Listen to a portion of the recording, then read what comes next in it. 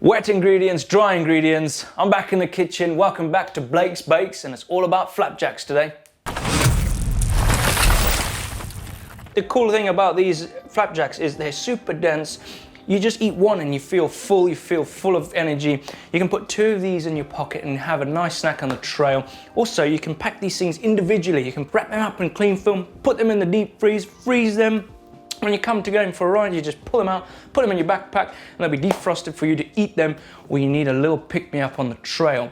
Okay, before we get started and we get all our hands messy mixing up some stuff we don't even know, let me talk you through the ingredients that you're gonna need to make these awesome flapjacks. I'm gonna start off with the wet ingredients, and first off, you're gonna need 3 eggs for this, and then we're gonna move on to the peanut butter. I've got almond butter, peanut butter, cashew butter, anything. There's 3 tablespoons in that. And then moving on to the bananas, you want to get some ripe bananas. You don't want green ones because you want them to get mixed up really well. This is 200 grams of ripe bananas. Then there's 50 grams of butter, unsalted. You can use a little bit of that to grease up your pan. Then you've got mixed spices, 2 tablespoons of mixed spices, going to give you a nice, good flavor. Then honey, organic honey. You want 50 grams of this. That is around 3 tablespoons of honey. Be generous with it, depending on how sweet your tooth is. Then we've got this salt here. This is Himalayan salt. I don't know why, it just looks cool. The color is pink, it's nice, I like it. Now moving on to the dry. We've got jumbo oats, 200 grams of jumbo oats. We've got barley here, 100 grams of that. Then we've got chopped dates as well. That's gonna give a nice thick texture to it, and it's going to bring out some nice flavors. Then we've got some dried cherries, 50 grams of dried cherries, 50 grams of pecan nuts, 50 grams of sliced almonds, and then 50 grams of Brazil nuts. So you want to preheat your oven at 200 degrees Celsius or 400 degrees Fahrenheit, or if you're on gas, mark 6. First things first, you want to mix your dried ingredients first. So I'm going to get my jumbo oats, I'm going to put it in there, all of it, all 200 grams of it. And what I'm going to do is get my barley. I'm going to put all that in there as well. I'm going to mix it up. It does look the same, but they are different. You can use your hands to mix the 2 together, but I like to get my blender, put it in there. That kind of breaks it up, makes a mess, doesn't matter. Just breaks it up a little bit. Look at that. Mum's gonna hate me. I'm making a mess everywhere. Now we're gonna put that to the side. What we're gonna do is get our pecans, get our Brazil nuts, because look at the size of those things. You can get chopped ones, you can get diced ones, but I bought these ones because I like smashing stuff. So what I'm gonna do is I'm gonna put that in a bag. What you wanna do, you can put it in a tea towel, you can put it in anything. I'm gonna stick it in a plastic bag like this one, both of them. 50 grams of Brazil nuts, 50 grams of pecan nuts. Put them to the side, close it up, get your grandma's favorite tool for baking, the rolling pin. I'm gonna smash this. Smash it up. That is one good bag, 100 grams of loveliness. Now, back to the mixing. What you want to do is get your wheat, get your oats, get your barley, get that mixture. You want to get the rest of your dried ingredients. Now you want to pour all of that in there. Oh, that's going to be nutty. Now we're going to get our dates. We're going to get our chopped dates. Chuck that in there, 100 grams of that. Get our cherries, 50 grams of cherries, dried cherries, put that in there. And then our flaked almonds. I love almonds. Chuck that in there. Oh, look at that. Done. Now we're just gonna mix that together. You can use your hands, you can use a spoon, whatever. But look at that. Done. That's mixed up. Now what you wanna do is you wanna put that to the side. You've done with that. Now's to mix up your wet ingredients. So I'm gonna get myself another bowl, my favorite glass bowl. And I'll start off with my bananas first. So 200 grams of ripe banana. Stick that all in there, get out of it, put that to the side, and then you want to get your honey. So 50 grams of honey, which is a tablespoon, about 3 tablespoons of honey. So I'm thinking that's pretty pretty good. One for luck, yeah. And then you wanna get your butter. I got almond butter, so I got 50 grams of almond butter, but you can use any peanut butter, cashew butter, anything. As long as it's nice and nutty, that's what I say. So you're gonna get your blender, you're gonna blend this all together to a nice puree. You gotta be careful though, it doesn't go everywhere.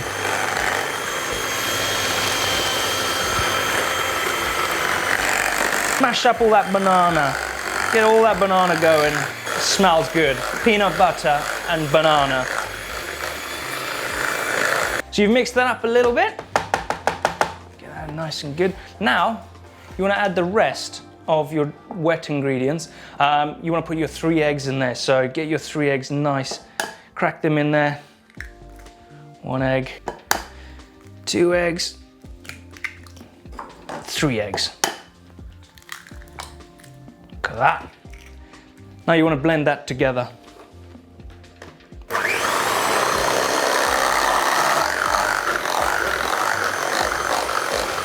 It's looking good. Looking good.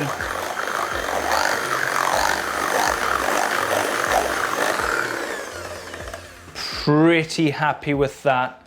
We got one more item to go into this little mixture before we put it into the dry mixture, and that's our mixed spices.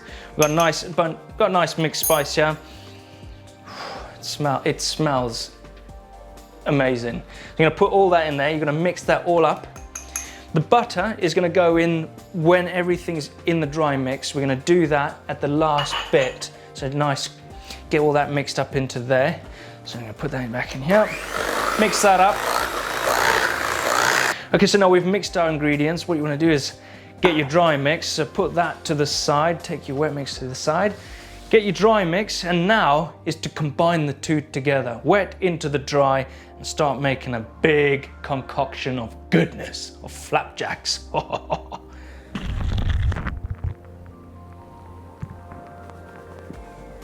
you gotta get all that nice goodness in there. Oh, because this is the heart of the mixture, this and that other.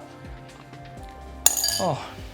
Now, it's time to mix this up, get your blender out again, start mixing that all together into nice, you know, you gotta get it good. You gotta make it nice, gotta look good. Nearly there, mixture's nearly there. I think that is it, that is it. That looks like a good mix. Now, to add the last 2 ingredients to this mixture is the butter. So what I've done is I melted the butter just to make it, you know, blend in a lot better. Because if you just put 2 big chunks of butter in there, 50 grams of it, you would get little butter bits within the mixture. It's not gonna spread, it's not gonna merge into the whole mixture. So what I did is I put it in the microwave for a couple of seconds, couple of seconds, because you don't want it to be like lava. But you can put it in some warm water just to melt it down a little bit so it can get in there. So look at that. You're not going to get big chunks of butter everywhere. That's just going to go in with the mixture. A little point for you so you don't make a horrible mess. Now for the last ingredient before we put it in a pan and we start putting it in the cooking machine is for the pink salt, Himalayan salt.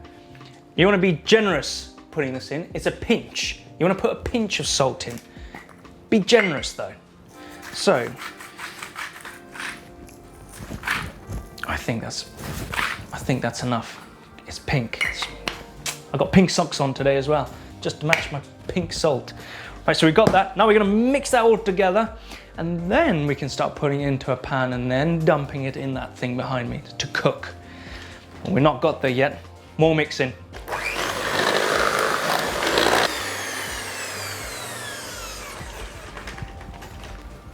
That is enough mixing of the day. All the mixing has been complete. Look at that mixture. Perfect. Look at that. Look. Looks good. Yes. Now it's time to spoon this all out into a nice baking tray. I've got the perfect one. It's my favorite glass. Everything's my favorite. That's my favorite. I just love cooking. So what you can do is you can grease this, but I tend to not like to wash up things so vigorously, so I got grease-proof paper. You can grease the bottom of it just to keep this in place. So what I'm going to do is use an old bit of, you know, butter, bit like this, stick an X there, so that can stick in there. So that doesn't slide around, but when you're putting in the mixture. But here's a little tip. You cut it to the size that you want of your baking tray, and then you cut each corner like that. And what that means is when you slide it in, the corners just fold up like it was born there. Easy, perfect match. Look at that. Look at that. It's just good. It's good. And now time to spatula the mixture into there. But you want to have a nice, even surface. You don't want it to be too thick in one bit because you want it to cook. You want to have a good consistency of cooking throughout the flapjack. You don't want it to be like real soggy and fat one end and crispy and horrible the other end. You just want to have a nice, consistent gooiness slash crispiness slash flapjack goodness. That looks like a flapjack for champions. Definitely going to be giving you a lot more energy out there on the trail. When you pull one of these out of your bag, all your mates are going to be like, whoa, where'd you get that from? They'll be like, made those, man. Made those things in my own kitchen. Now, it's time to put it into that preheated oven that you did preheat to 200 to 400 Fahrenheit to gas mark 6. I'm going to stick it in there and wish you luck. Fair one. Good luck. Put that in there. So you want to put that in there, you want to set your timer for 20 minutes, 20 to 25 minutes. But keep an eye on it. You want to get a nice golden color on top of it. You don't want to give it a nice big black surface like this, because that means it's cooked too long. And you don't want to look like that, because that means it's not even cooked. So you want a nice golden surface to the top, but you want to make sure you check it within the next 15 minutes. Give it a little prod to see if it's actually cooked inside. I'm gonna make myself a cup of tea because I got some time to kill. See ya. Oh, it's getting brown. The edges are looking good. Not long yet, not long. Ooh. It's getting there. It's close. Not quite the pudding. Not quite the pudding. Let's give it a few more minutes. And then, oh, it's time to test it out. Ooh, it's looking good though. It smells so good. It's time, people, to remove your flapjack from the oven. It's been 25 minutes, give or take. Look at that. Oh my goodness me. Nice golden color. Look at that. Nice golden crispy color around the sides. Nice. It just looks brilliant. Now, the next step is to have more tea. Let this thing cool down to room temperature, then remove it, put it on a board and start cutting it out to any shape and size that you want. So we gotta be careful. Look, oh, that is perfect. I don't even have to wash that. Okay, now, just to chop it up, you can go mad. You can have big slices, small slices, any slice you want, but I'm gonna go through the middle there. Oh, smell. Right, there, there. That is, it feels good. It's a nice crunch to it when I'm cutting through it, which is perfect. Now look at that. You could take 2 of these bars out onto the trail. Perfect, perfect, perfect, perfect. And all you need now, before you even put these things in your backpack, you need a little plastic bag. Anything, cling film, tin foil.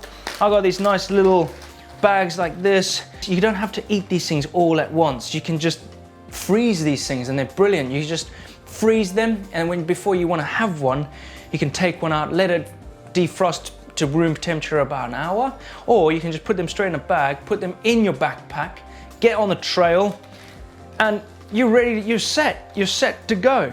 So there goes my flapjack recipe. Hopefully you followed through with that. Hopefully you've made this. Hopefully you understand the whole process on how to make these flapjacks. I'm gonna put the whole recipe in the description down below so you can copy and paste and print it and put it in your own recipe book at home, because it's a pretty cool recipe. But if you wanna see more content from GMBN, don't forget to hit the globe to subscribe, because you're missing out on some great stuff. But if you wanna stick with GMBN, click over here, there's another rad video, some cool stuff for you to keep carrying on watching us.